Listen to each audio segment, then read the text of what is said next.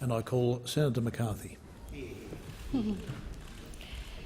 Yue Bajenda, Nyaweri, Gulubina, Balira Yindi, Nyaweri, Nyawa Jabaro, Bajiru. Yira Wiji Manalini, Natanka, Bajira Yiri, Le Wurulanga. Tiarua, Le Nanawul, Najambri. Barijina Barayaro, Yerongo. Bajiro, Linganga, Le Malanga, Manaji, Anga, Niangata. Bilingata, Kulgala. Lingata, Linanji. Kanira, Balira. Yes, let us begin. You are there, Senior One, Mr. President. We have no word for President in Yanyua, so I refer to you as Senior One. And I thank you for this place and for all you others also here with me. And you, the traditional owners, the Ngunnawal and Ngambri for this country. This is your country. To my family and friends who are here today, thank you. Thank you for making the journey.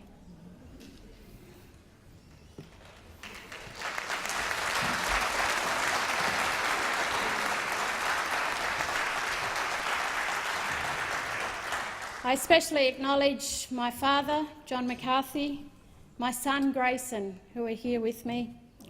And I know my son, CJ, is watching from his university room in Dallas, Texas.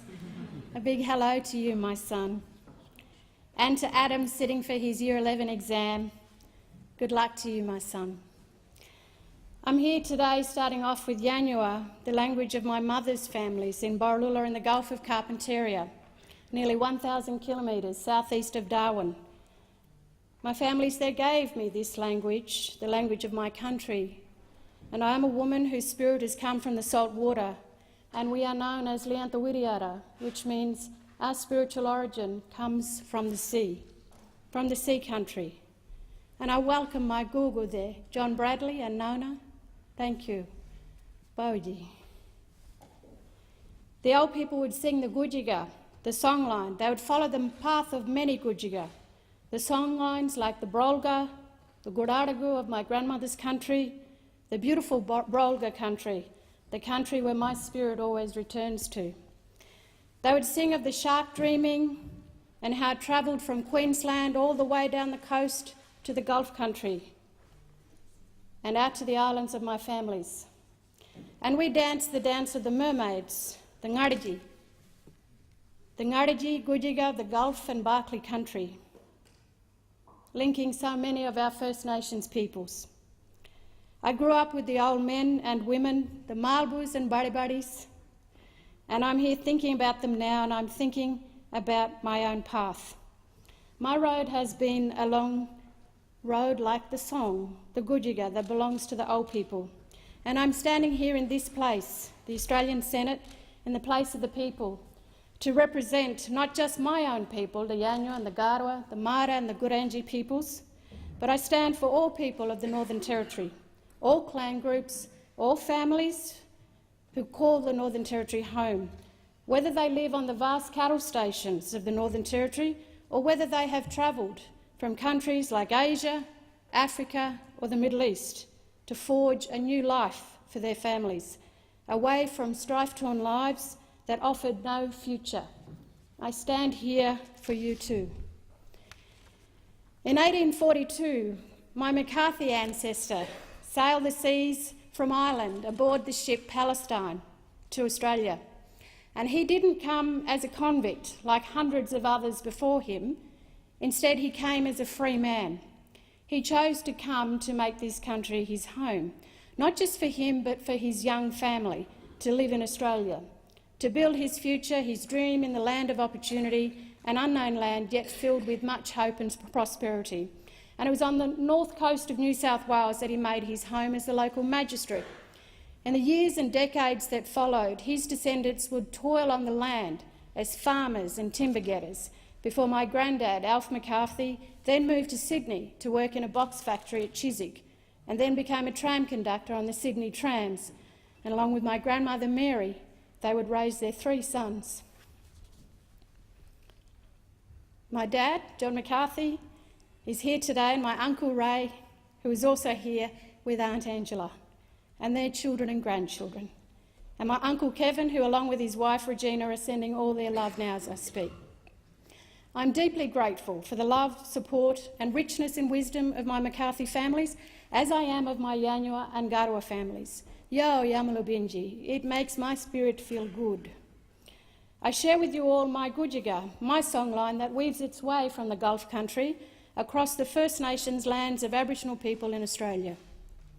As a journalist, a storyteller for 20 years, for the ABC, for SBS and the much-needed NITV, I was able to tell the stories of lives of thousands and thousands of Australians, and even internationally with the World Indigenous Television Network broadcasters, trying to improve the lives of Indigenous people the world over through Indigenous media. I commend wholeheartedly the work of Indigenous media in Australia, and our country needs you. I especially want to acknowledge amazing women journalists like those in the gallery today, the ABC's Lindy Kerrin, NITV's Natalie Armet, and the awesome, inspiring Carolyn Jones. I'm honoured to be elected to represent all people of the Northern Territory in this chamber, to the Australian Senate, and to do so as a member of the Australian Labor Party. As my McCarthy ancestor sailed his way across the seas to Australia, my Yanyuwa ancestors sailed their way across the northern seas from the Gulf country to the land of the Macassan, Sulawesi, to the Torres Straits, through to Papua New Guinea. The Macassans traded with the Yanyuwa, as they did with the Yolngu people of northeast Arnhem Land and the Anadiliakwa people of Groote Island and the Nungaboya people of Numbulwar. All of us are interconnected through Gujiga, through songline. Like, for example, the Brolga Gujiga connects the families of Numbulwar and Groote Island with our families in the Gulf country. That is the law of the First Nations peoples that defines our connection to country and culture and kin. In the eyes of First Nations peoples, cultural exchange, both amongst clan groups within Australia and with people outside Australia, was a natural part of life well before Captain Cook arrived in 1788. There was already a thriving economic foreign trade occurring between Australia and with countries to our north. It is Aboriginal people who were the diplomats with foreign countries, the trading partners that shared knowledge and exchanged agriculture and marine sources of food and tools in the form of harpoons for hunting and the knowledge of carving canoes to set sail in the unpredictable wet season seas. And only last month, in a landmark native title hearing in Borroloola, this diplomatic mission between the Yanyuwa and the Macassans was formally recognised in the Western system of law. The federal court recognised this relationship. Yet Aboriginal people have always had a system of governance here, and in Yanyuwa we refer to it as the Gujiga. In 1966, when Vincent Lingiari led the Wave Hill Walk-Off demanding equal pay, equal rights for his countrymen and women, my families in the Gulf country supported his fight for justice and that of the Gurindji people. But so too did thousands of other Australians across the country who believe in a fair go for all. In recent weeks, the Gurindji commemorated 50 years since the walk-off and recognised the important role Australian unions played in the late 60s, supporting those Australians who could not win their battle for equal pay alone. And still today, the union movement stands beside those who push for a better way of life. And I acknowledge in particular the support of those in the gallery today, such as Kay Densley with the CPSU-NT and her team. Special thanks to Joseph Scales of the Australian Services Union, the MUA and, yes, the CFMEU, United Voice, the ETU, AMWU and the ACTU. The Turnbull government's decision to go to an early election in the hope of diminishing the role of unions in this country spectacularly backfired when the Australian people moved away from his vision in their thousands. They recognise trade unions continue to play a vital role in ensuring justice and equity for all Australians. For we all know that pay equity is not fully enjoyed by all Australians, and homelessness has a human face, and sometimes it's much of my families. In the kinship way, it's my brother who prefers to sleep in the long grass in Darwin City because it all becomes too hard. Other times the human face is one of someone who's just given up trying to exist between dispassionate laws and the high expectations of those whose job it is to carry them out. The town of Katherine in the Northern Territory has the highest rate of homelessness in the Territory, while Alice Springs is in desperate need of a visionary future that inspires our youth and lightens the load on families. It's a vision I so much want to work on with my fellow federal colleagues. The member for Lingiari, Warren Snowden, and the member for Solomon, Luke Gosling, in paving a future for the Northern Territory filled with much hope and opportunity. And my fellow Indigenous colleagues, Senator Pat Dodson and Linda Burney. I congratulate Chief Minister Michael Gunner and his NT Labor caucus on their recent victory in the Territory, and I certainly look very forward to working with them. I thank all the NT Labor branches and party members for your overwhelming support in my election to the Senate. Your faith in me helped to also restore the faith in myself that serving the people of the Northern Territory and indeed Australia is an honourable path, and one that has ignited my spirit once again after the loss of my seat in Arnhem in the 2012 Territory election. I sincerely congratulate the new member for Arnhem, Selina Yubo, for restoring this beautiful bush seat back to Labor. I acknowledge most sincerely to former Senator Nova Peris and before her, former Senator Trish Crossan. Both women have supported me in my road to the Senate here today, and for their graciousness, patient advice and respect for the challenges I've had to face to get here, I say a heartfelt thank you. To my staff, Mandy Taylor and Charlie Powling, thank you for joining me on this journey. Mr President, when the Commonwealth Parliament passed the Northern Territory Aboriginal Land Rights Act in 1976, it was the Yanyuwa people who stepped up to claim back our land. And as a young girl, I watched my grandparents, my elders, as they prepared to give evidence about how the Yanyuwa cared for country, especially to the islands north of Borroloola. And they gave evidence in an old police station, and they could only pretty much speak in Yanyuwa. It was difficult times, and trying to give evidence was something that we had to continuously learn from. And in that time, we found that we couldn't explain things as well as we would like to the Western understanding of Aboriginal culture. And it was to be another 4 decades of litigation in Borroloola, in Darwin and in Melbourne, and litigation that passed on to us, the Yanyuwa descendants, to continue to fight for recognition of who we are, Liantha Wiriara, a people whose spiritual origin comes from the sea. But we did not walk that journey alone. It was only possible with the steadfast support of the Northern Land Council, and I acknowledge all those staff and council members over those 40 years who walked with my families. We talk about recognition of Australia's First Peoples in the Constitution, and I pay tribute to all those in the campaign to support recognition. It is most certainly way overdue. And I say these next sentences without any disrespect to those of you, but I urge parliamentarians in both houses to understand this. The Yanyuwa are a people whose struggle for country and recognition took nearly 40 years, and so many elders died well before such recognition, and most importantly, any respect ever took place. Such long drawn-out legal battles have wearied families, many families of so many First Nations peoples, constantly trying to defend their sense of self and identity and country, who have fought for land rights.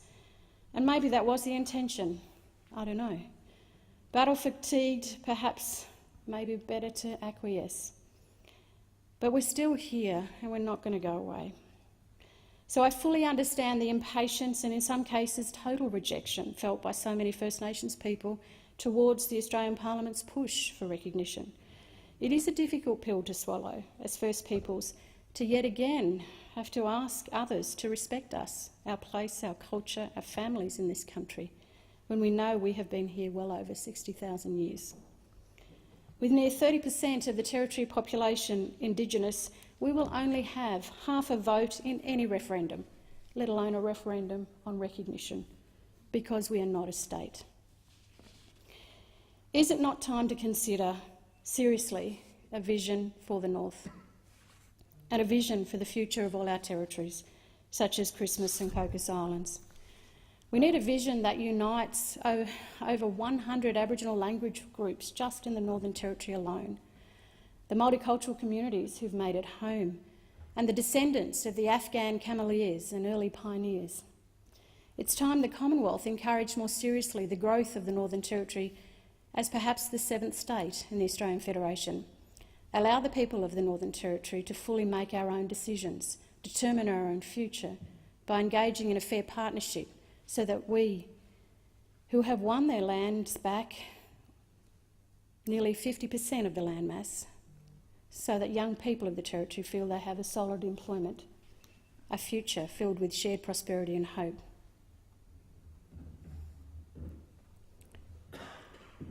The Commonwealth must prepare a way for the inclusion of more senators, more members of the House of Representatives, so that the people of the Territory can become not just a state, but an equal state here in the Australian Parliament.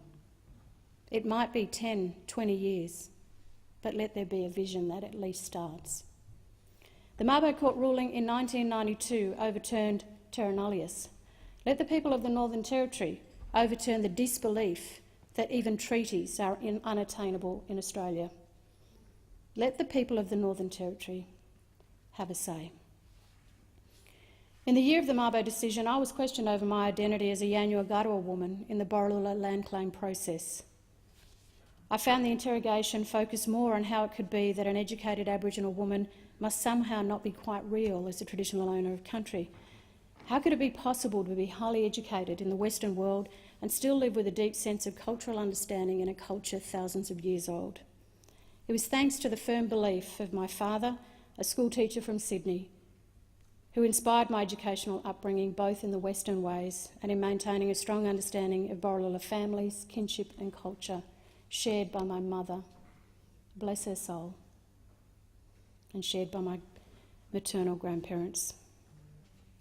Educated in Borroloola, in Alice Springs and in Sydney, and all the while travelling backwards and forwards to the families in the Gulf Country. It was as a little girl in primary school in Alice Springs that I first saw the man who I'd one day sit here in the Senate with, Senator Pat Dodson, when he worked with the Catholic Church in Alice Springs. I'd like to acknowledge the staff and students of St Scholastica's Ladies College, my former high school, who are present here in the gallery today. In 1988, I became the first Aboriginal student to become college captain, and I acknowledge my schoolmates who are here, in particular Yvonne Weldon of the Wiradjuri people of New South Wales and her family, Auntie Anne and the co-families of Cowra. I pay my respects to the memory of the late, great Mum Shirl, who was witness to ensuring that both Yvonne and I would finish well with the Good Sams. And today another Indigenous student sits in the gallery who will be the 2017 college captain, Alice Dennison. I sincerely wish you all the best.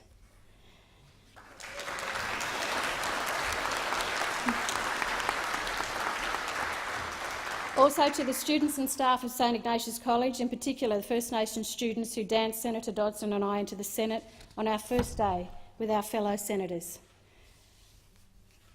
Mr President, I now ask Prime Minister Malcolm Turnbull, please reconsider your plebiscite bill. Please pull back from this brink of public vitriol and make marriage equality a reality in this parliament. We need only be reminded of the hateful and hurtful commentary that ended the career of an AFL hero in Swans legend Adam Goodes. Don't let that happen here to any of these families in Australia. My Gudjiga has allowed me to see both worlds, that of the Western worldview and that of the Yanyuwa Garawa worldview. I'm at home in both. I'm neither one without the other. But what of those who cannot balance the two? And what of those who do not have the same? I think of the women in my life struggling just to survive. I call them my mothers, my sisters, my friends, who endured tremendous acts of violence against them, with broken limbs, busted faces and amputations and sexual assaults. I stand here with you. My aunt, who lost her job after 10 years without warning simply because she spoke out about the lack of housing for her families. I stand here with you. To the descendants of the stolen generation still seeking closure, I stand with you. To the people with disabilities forever striving for better access to the most basic things in life, I am with you. And then there is my young cousin sister who struggled with her identity as a lesbian in a strong traditional Aboriginal culture. Her outward spirit was full of fun and laughter, yet inside she was suffocating from the inability to find balance in her cultural worldview.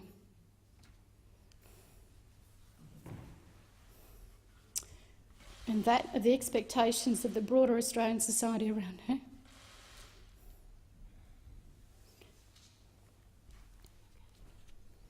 Yeah. So one night she left this world, just gave up at the age of 23. To the sister girls and brother boys who struggle with their sexual identity, I say to you, stay strong. I stand here with you. To the people of the Northern Territory and the Christmas and Coco Islands, I stand here with you. Yo, Bawji Bara. Thank you, Mr. President.